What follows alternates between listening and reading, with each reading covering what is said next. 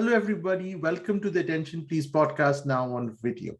So if you like this podcast, kindly do like this video, share this video, and subscribe to this channel. So at the time of recording, India has lost its first two games in the T20 World Cup against Pakistan and New Zealand, and is most likely going to be eliminated in this round itself. There could be a miracle, of course, because they're also way down on the net run rate because of the magnitude of their losses. But if this was an Indian election, I would perhaps be hoping for Amit Shah to work his magic, but this is cricket, so I'm not going to be so optimistic.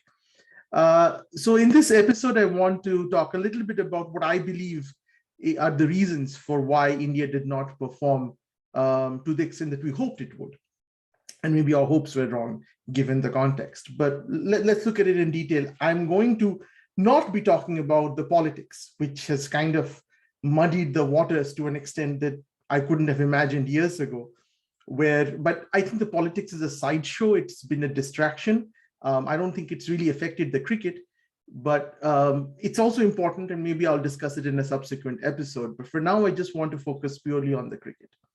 So why has India underperformed? Why has India, and it's not just a question of India losing, it's that the first two games India lost badly. There was rarely an occasion that anybody realistically believed that India was going to win from ball one in either of these games. So the first reason I would put out is everybody's favorite whipping concept, which is the IPL. Now, for me, I love the IPL. I definitely believe that IPL has done a lot for Indian cricket. It has, in terms of, and I think the most significant thing that it has done, it has expanded the pool of players who can make a very good living from cricket. Before IPL, there was only like about 14 players in the whole country who could make a decent living. I'm not saying a great living by playing cricket. And for the rest, for excellent Ranji Trophy players, they were consigned to a lifetime of essentially taking second-class trains to nowhere and playing games in front of empty stadiums. And then finally retiring. If they were lucky, they would get a benefit game. If not, they wouldn't. And that was terrible. So IPL has, to an extent, solved that problem in the sense, again, compared to our nation, it's still a minuscule proportion of people who can make a living from cricket. But at least it has brought to the fore people who otherwise in a previous generation would have just been names in Cricinfo's database. So for me, that is the biggest contribution of IPL to India and to Indian cricket in general.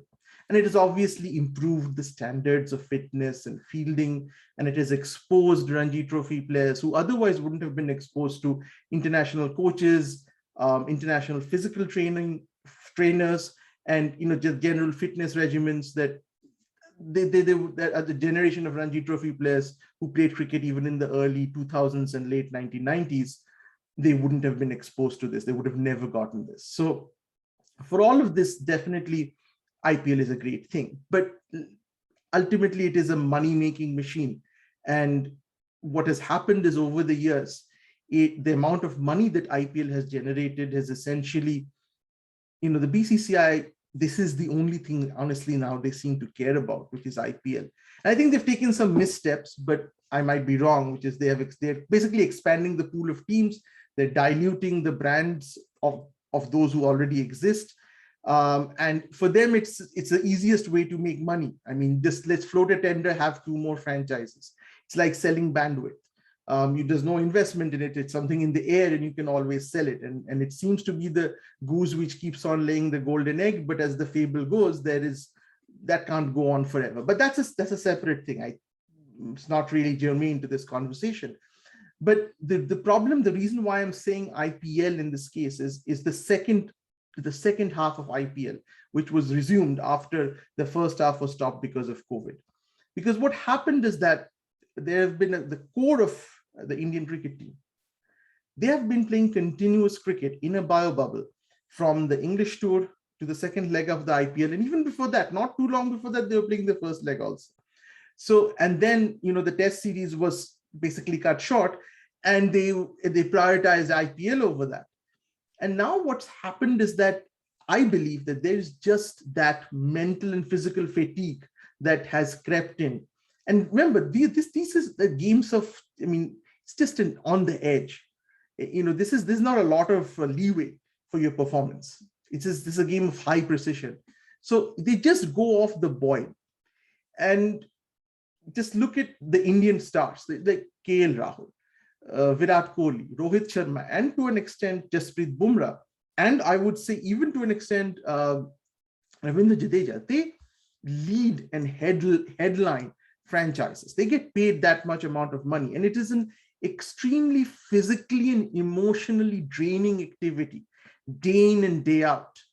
And it's not just the games that they play, which are draining by themselves, but in IPL and many others like Dale Stein have mentioned that it's not just the games, it's what you have to do after the games are over, which is sponsor engagements, dancing for ads, this kind of false camaraderie often sometimes they have to display for their YouTube channel, the brand building activities. It's a lot for any human being, and that to an athlete, to take in day in and day out, months on end in a bio bubble. It's just expecting too much. And if you want to take an example of this, just look at what happened to Mumbai Indians, which began the IPL in a way that you thought that they were going to win it. And then they moved to Dubai after it. And just the entire Mumbai Indians core, which is also our IPL T20 core, they just fell apart.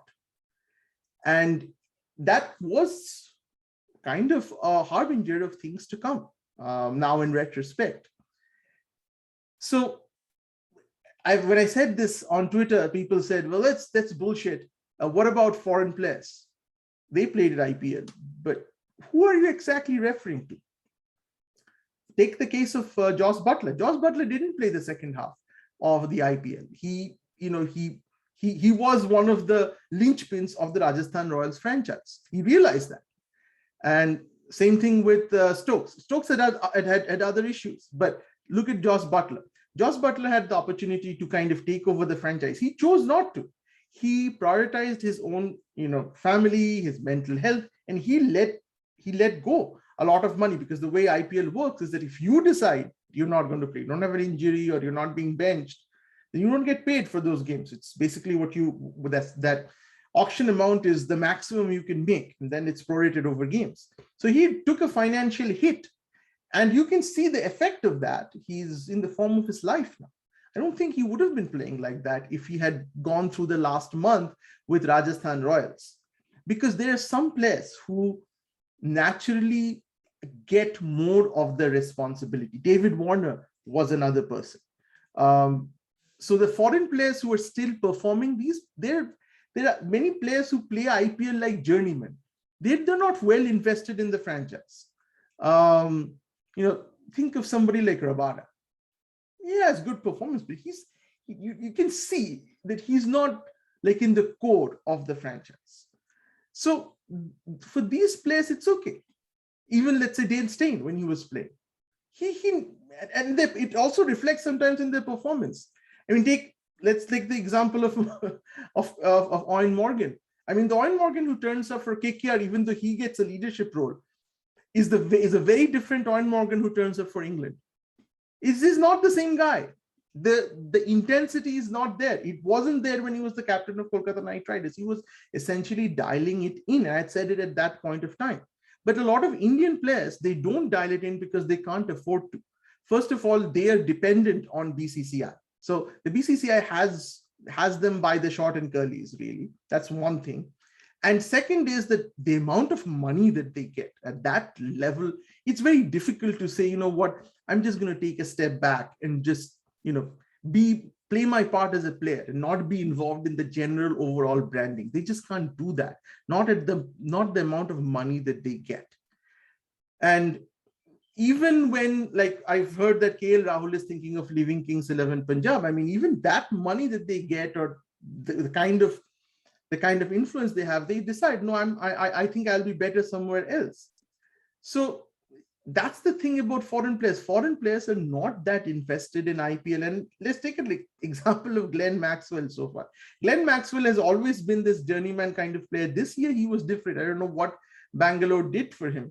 And then just look at how Glenn Maxwell is playing now for Australia in IPL. It's just so obvious that these are human beings. They just can't keep on performing like this. Which brings us to the second factor, which is age. This T20 is a young man's sport. And if you look at the Indian cricket team, Rohit Sharma is from the 2007 World Cup. Jadeja has been playing from 2008. So has Kohli. So, once you combine the first reason, which is mental fatigue, with age, and yes, I can tell you that as you grow older, everything just becomes more difficult. It's not just, these people are in peak physical shape. I'm not saying that's the problem. Maybe Rohit Sharma might be an exception when it comes to peak physical shape, but definitely Virat Kohli, Jadeja, they're in peak physical shape. But it's just the mind. And that's the most important thing at this level. At this level, skill sets, they're all very great. They're all great players. Everybody in all teams are great. And so there's really little to choose. It's essentially your mind. And it's that fatigue of IPL coupled with the age factor that I believe is kind of playing into this dip in performance. It doesn't have to be a lot, right? And there are other factors that India has suffered from in the first few games. Like, I'll just take an example of Rohit Sharma. Somebody people saying that in India we're just unlucky. Well, Rohit Sharma, just taken as an example, that innings that he played. Okay, the first the delivery got against from Shaheen Shah Afridi. Okay, it was a good delivery, but it wasn't an unplayable delivery either. He was just late getting down on it. Okay, just sluggish in terms of getting. What was he expecting from Shaheen Shah Afridi, from the line that he bowls? And anybody who's seen Shaheen Shah Afridi play for Lahore Qalandars, this is exactly how he bowls. First up, he bowls really, he pitches it up. So sometimes his first over goes for like 11, 12, 14 runs because he doesn't bowl the back of the leg. He hits the stumps. He's going for LBW. He's going for swing. So if it's not his day, then you'll get tonked. So that was exactly what he was doing, and Rohit Sharma was late on the ball. Now you can say it happens. All right. Second game, Rohit Sharma gave a catch. The first one was a catch straight down deep fine leg's throat, and he dropped it. And then the second time he went for it, he was out again. So you could see that it was not a question in Rohit Sharma, the way we know him. If you give him a chance like that, he will make you pay. Not this Rohit Sharma. This Rohit Sharma, again, maybe when you're watching this, they have already played against Namibia, made some runs, but it doesn't really matter, right? It matters how you score, how you play in the big games against the real big boys. And there, Rohit Sharma didn't look his part.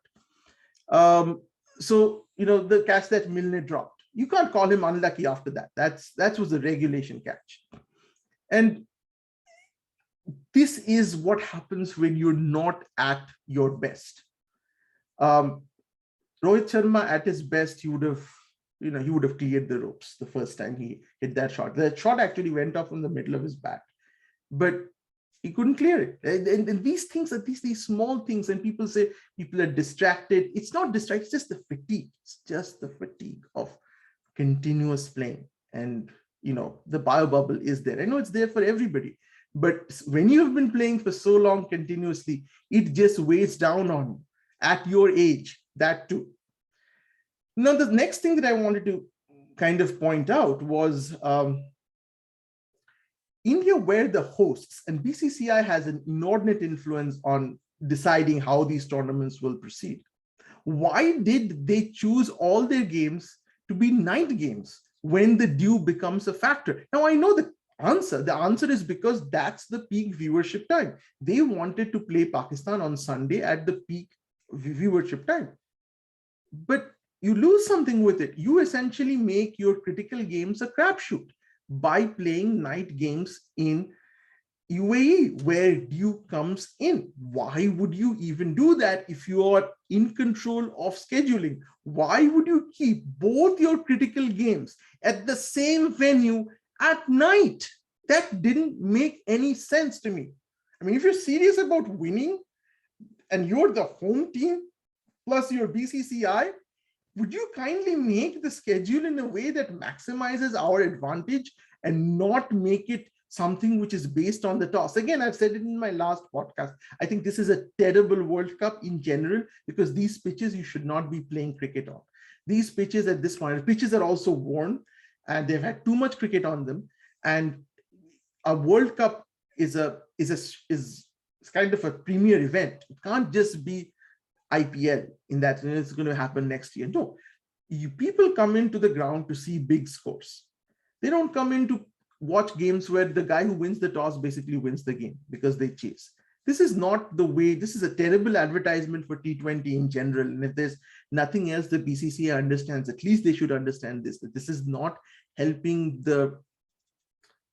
at all this kind of cricket. So, why didn't India? It was a very simple thing. India could just have had day games where at least they wouldn't have to cope with dew. They chose not to. I think at least what I've seen, all of India's games, at least the first few, the next one against Afghanistan is also a night game. I don't know why they would do that. Now let's come to what usually people like to blame it on: specific individuals and personnel and the selection of the team. Well, first of all, I don't think that having somebody like Dhawan would have made a difference. Again, I think the age, he would have suffered from the exact same malaise that everybody else is suffering. So I don't think Dhawan would have been a solution. For me, the real disappointment, and you can kind of look at these World Cups as a kind of a generational assessment, is the fact that the generation of Hardik, Krunal, Samson, and Shaw, they haven't really stepped up. You would have expected that around this time, they would form the core of this team. I mean, there's been a lot of investment in these players, and they just haven't stepped up. I think Krunal is obviously, at some point of time, I felt that, he was a decent T20 player, but no, not anymore. Sanju Samson, I love to watch him bat. Just love the way he picks up his bat. And, when in flow, there is really nobody I would prefer watching among the next generation than Sanju Samson. And yet, unfortunately, I think his best times have passed him by. This is, again, he's somebody who I wish had done more with his career than what he did. I'm pretty sure he's made a lot of money in IPL, but he was a way better player than what history will remember him as, unfortunately. And then there is Prithvi Shaw, who I really love watching. I think he reminds me a lot of Sehwag, but I had hoped that this would be Prithvi Shaw's coming out World Cup. I had made a team in the summer and I had put him up as my opening slot. I didn't want Rohit Sharma in this team. I'd said, Rohit Sharma plays well in ICC tournaments, but I think it's time that he steps back from T20 cricket and concentrates on one days and test matches, which he's definitely become better at as he's grown older, I would say. But T20 is a young man's game, so we should open with Ishan Kishan and Prithvi Shaw. You need that level of energy to succeed. And remember, when we won the 2007 World Cup, that was exactly it. It was a team of people whom nobody had actually heard of before that. Is that kind of team you need? You need a fearless team that plays with absolutely no baggage. It's great to watch them. It's great to root for them, and they actually do well. For me, the disappointment has really been in this generation with Hardik, Krunal, Samson, and Shaw. Shaw maybe still has a lot of time, so maybe I'm being a little harsh on him, but Shaw has revealed too many chinks in his armor at this point of time. So unless he really steps up his game, I don't think he's going to really go where I thought he would go. Between Shubman and Shaw, I always felt Shaw had the better future, honestly. I mean, possibly in retrospect, you'll see what a fool I am, but I've always felt that Shaw had the better future. Wasn't really sold on Shubman. Still, I wouldn't say I'm totally sold on Shubman. He might, of course, he could be the next, the best batsman that India has. He's obviously a good batsman, but for me, I would much prefer watching Shaw when he's in full flow. So this tournament should have had Shaw. This tournament, and I don't think, by the way, I don't think Shaw had done anything to be a part of this. I don't think he deserved a spot, but I think this should have been Shaw. I think Ishan Kishan and Rahul should be opening. I don't think Rohit Sharma, maybe one down, I'm not sure. But me, it was Shaw. And so when you're talking about personnel, it's no use blaming the selection committee. Shaw hasn't done anything. I don't think Samson has done anything to deserve. And Samson has been given several chances. He was given a lot of chances in the Sri Lankan tour. He just couldn't convert, neither could Krunal. Which brings me to Hardik Pandya. I mean, Hardik Pandya, I don't know why he's in the team. If he's not going to be bowling, and if he's not, right, he bowled 2 overs, and not that kind of bowling, which was like, Uncle G bowling in picnic kind of bowling. I mean, unless he's going to bowl at the way he's, because as a batsman, I don't think he warrants his place in the side at all.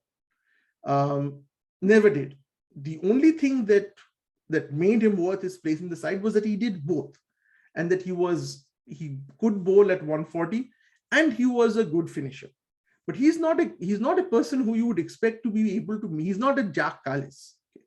I mean, you might want to think he is, but he's not a Jack Callis. He cannot stay in the side. He's not a genuine all-rounder in that sense. The definition of a genuine all-rounder is to be somebody who can play in the side, even if he was doing only one thing. It still is worth their place in the side. And he's not that. He's a bits and pieces guy. So he is a slightly more refined version of Stuart Binney. So would you have Stuart Binney in the side if he was not bowling? I don't think so.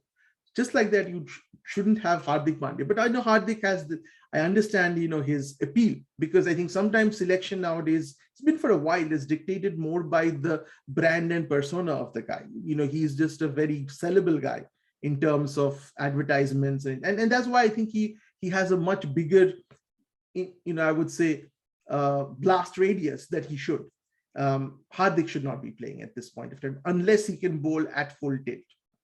And he's not been fit for a long time. His back problem has been severe. You can see he's a reluctant bowler. And that affects when somebody like Hardik Pandya, who has very little technique to speak of. I mean, these players play purely from their body. They react much faster than most of us can.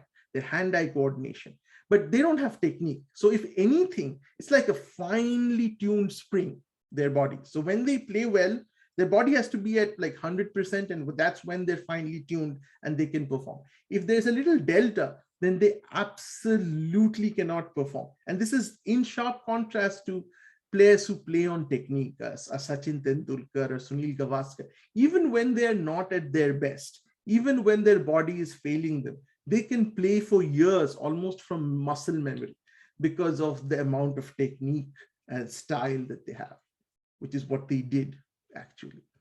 And Hardik is, of course, is not in the same galaxy, but I still think that Hardik was definitely the wrong person.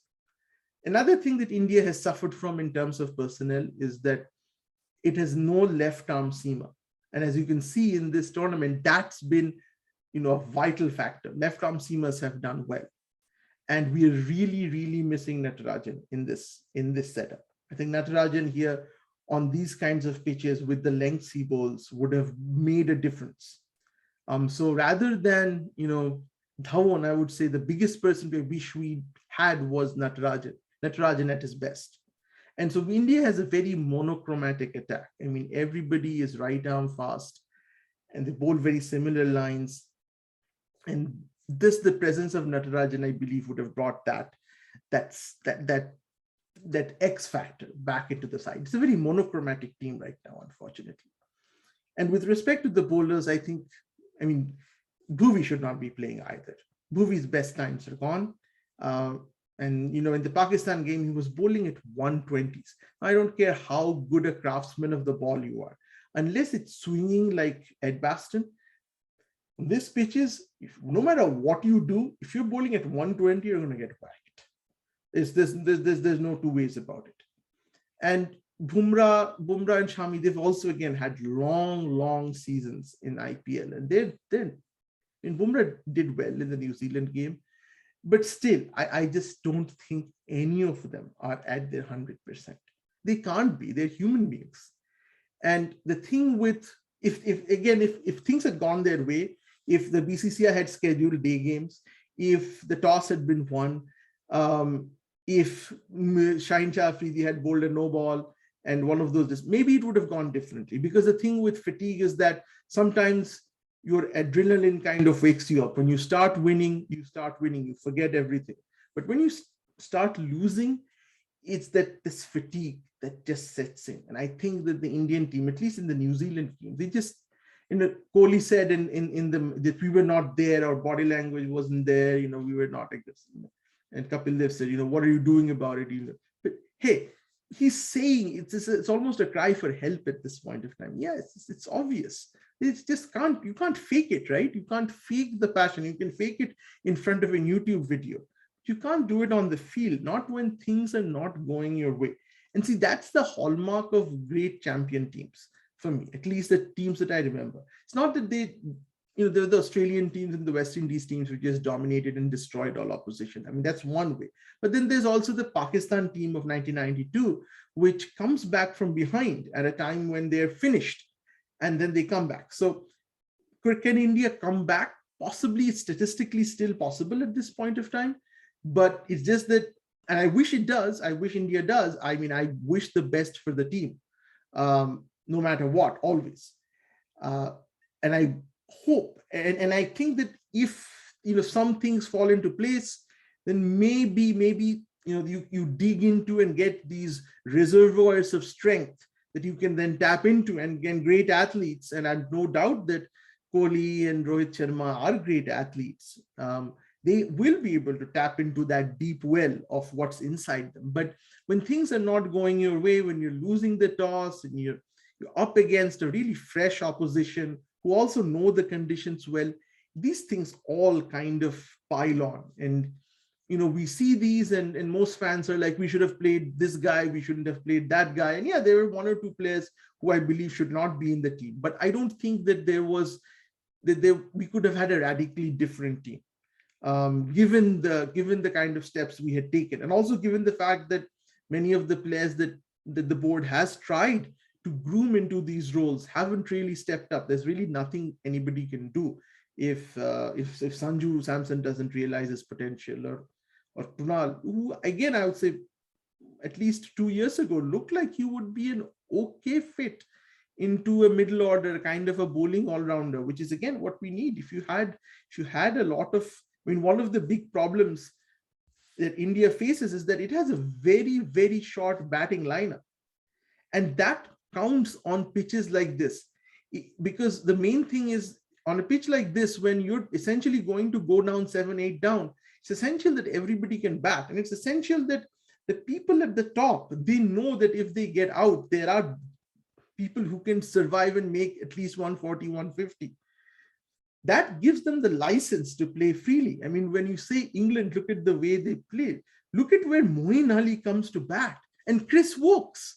I mean, these guys, Chris Woakes would be batting at number 4 and number 5 if he was in India.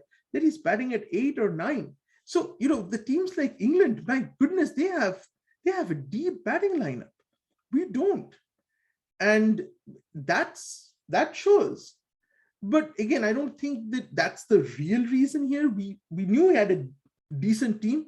I think we have underperformed, and I'll come back to the main reason. It's just fatigue at this point of time. So again, thank you for listening. I still do hope that India will be able to make it to the semis, which doesn't seem to be possible, but hey, one can always hope. So thank you for listening, and I'll see you next week. Bye-bye.